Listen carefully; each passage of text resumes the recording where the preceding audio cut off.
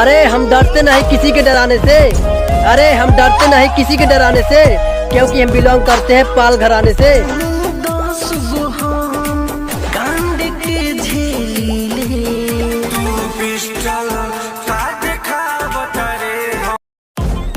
अरे तुम गर्दन झुकाने की बात करते हो, अरे तुम गर्दन झुकाने की बात करते हो।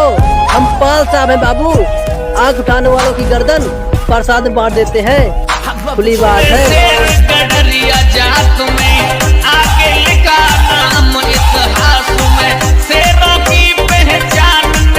अरे जो काम तुमने अब शुरू किए हैं वो करके छोड़ दिए हैं सभी, अरे जो काम तुमने अब शुरू किए हैं वो करके छोड़ दिए हैं सभी। अगर खुद को रंगबाज समझते हो तो पाल साहब से मिलो कभी। जिसका नाम सब ब्रांड, जिसका चाल से ट्रेंड, पालकों से करे हैं ये बिलोंग बाबू।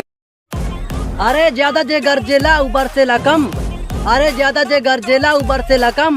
बेटा नजरिया नीचे करके बात कर हमसे, काहे कि पाल साहब के बेटा आई हम। हाथ जोड़ा ताने एक पाल जी जाए